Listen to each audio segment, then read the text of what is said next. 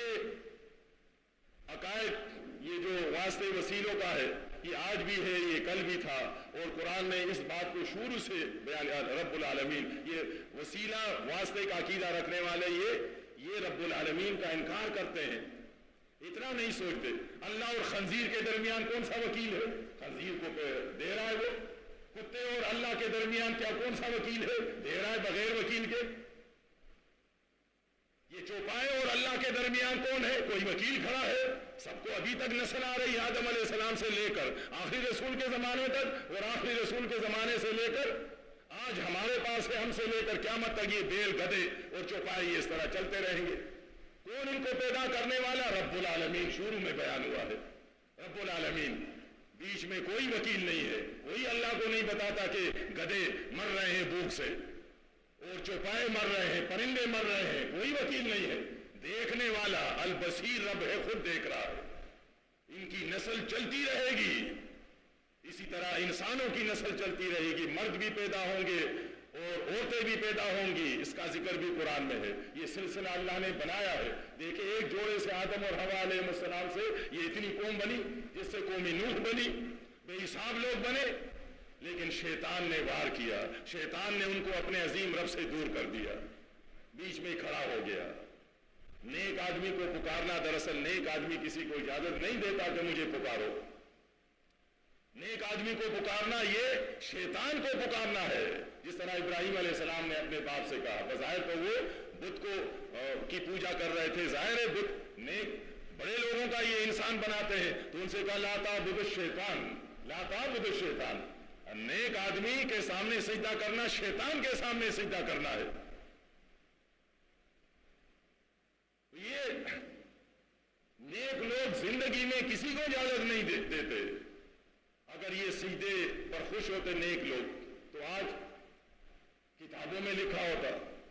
یہ تو کوشش کرتے ہیں کہ کہیں سے ثابت کریں اپنی پیری مریدی کے لیے کہ کوئی ایک واقعہ مل جائے، لیکن ان کو ایک واقعہ بھی نہیں ملتا۔ دیکھیں کسی ایک صحابی نے بھی جھک کر رسول اللہ کو سلام نہیں کیا ہے، کسی ایک صحابی نے بھی سجدہ نہیں کیا ہے رسول اللہ کے سامنے۔ کیوں؟ رسول اللہ ایسی تعلیم نہیں دیا کرتے تھے، رسول اللہ صلی اللہ علیہ وسلم نے ایسا درس کبھی نہیں دیا۔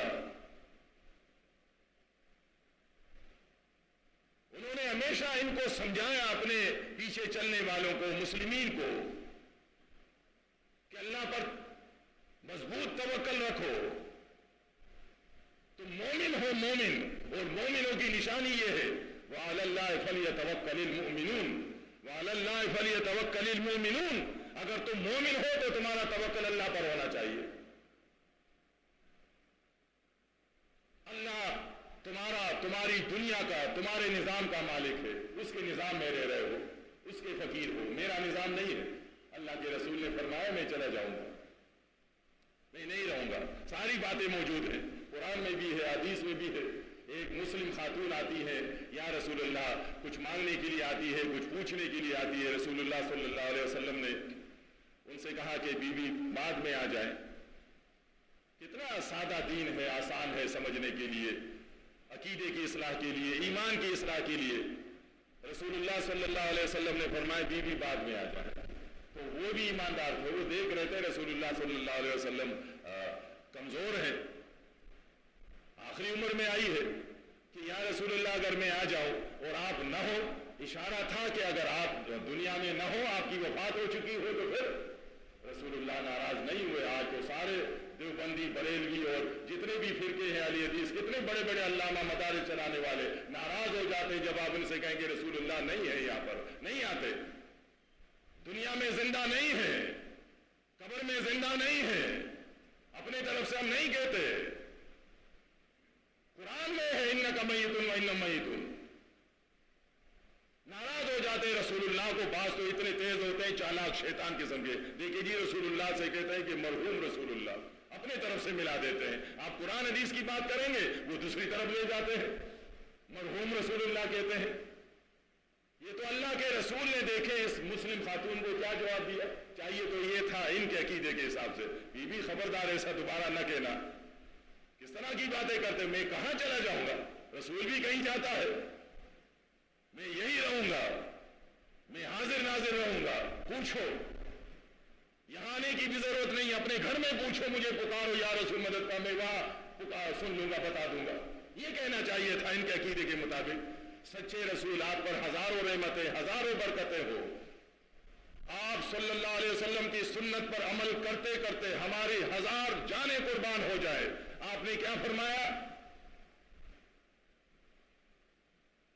آپ نے فرمایا اگر میں نہیں ہوں گا تو یہ بیوی ابو بکر صدیق ہوں گے، ان کے پاس آ جانا، ابو بکر صدیق کے پاس آ جانا. سمجھ گئی وہ؟ صاف ستھری بات تھی کہ آپ کے بعد مسلمانوں کا امیر ہوگا اور امیر ابو بکر صدیق ہے، آپ ادھر آ جائیں. اور اسی طرح ہوتا رہا. رسول اللہ صلی اللہ علیہ وسلم سے زندگی میں معاہدے کرنے والے وہ قبر پر نہیں جانتے تھے کہ یا رسول اللہ آپ سے معاہدہ کیا ہے، ہم آپ سے کلام کرنے آئے ہیں. نہیں، قبر پر نہیں جاتے تھے. صحابہ کرام وہ تو مسلم تھے، ان کا ایمان تھا کہ قبر پر جانا تو عبادت نہیں ہے، یہ اسلام تو نہیں ہے. زندہ امیر کے پاس آتے تھے. زندہ امیر، مسلمانوں کا امیر زندہ ہوتا ہے، زندہ. یہ اس وقت تک کامیاب ہوتے ہیں جب یہ پکے مومن اور ان کا امیر بھی زندہ ہو. کبھی تاریخ میں مسلمانوں کا امیر مردہ نہیں رہا ہے، کبھی عقیدہ نہیں رکھا مسلمانوں نے کہ مردے سے مشورہ کریں، شورا کریں. انہوں نے دین کو اتنا الجھا دیا ہے اور اتنے آگے گئے ہیں بدعقیدگی میں. عیسائیوں سے بھی آگے گئے ہیں. عیسائیوں نے اپنے رسول کو اللہ کے برابر کر دیا تھا، محبت کی وجہ سے، غلو کی وجہ سے. اتنا بڑھایا کہ بیٹا بنا، انہوں نے برابر کر دیا، انہوں نے اللہ کے برابر کر دیا. بیٹا پھر بھی کم ہوتا ہے باپ کے مقابلے میں، معاذ اللہ. دیکھیں انہوں نے عیسیٰ علیہ السلام کو انہوں نے بیٹا بنایا. انہوں نے کہا بیٹا بیٹے کی کیا حیثیت ہے، ہمارا رسول جو ہے وہ تو بالکل برابر برابر.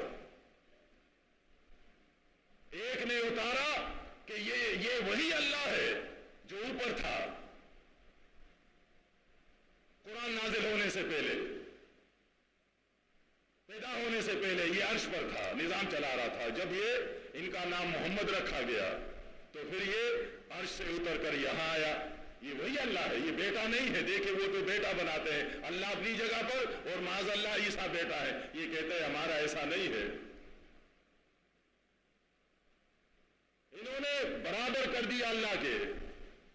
ایک نے اتارا کہ اللہ عرش پر، نیچے اتر پڑا مصطفیٰ بن کر. دوسرے نے دیکھا کہ یہ تو انہوں نے بات کر لی، اور اب جو ناسمجھ لوگ ہیں بیوقوف، جن کو یہ بتایا گیا کہ صرف کلمہ پڑھنے سے جنت میں جاؤ گے تو وہ تو چندہ تو سارا یہ لے جائیں گے، پیٹیاں ان کی بھریں گی کہ جی دیکھیں کتنی محبت کرتے ہیں کہ رسول اللہ کو عرش سے نیچے اتارا، ان لوگوں کو چندہ دینا چاہیے. دوسرے نے مشورہ کیا، شورا کیا کہ ہمیں بھی کچھ کرنا ہے. انہوں نے کہا کہ جو عرش سے زمین پر اترا ہے تو یہ اس کے مقابلے میں عرش اور خانہ کعبہ کیا چیز ہے.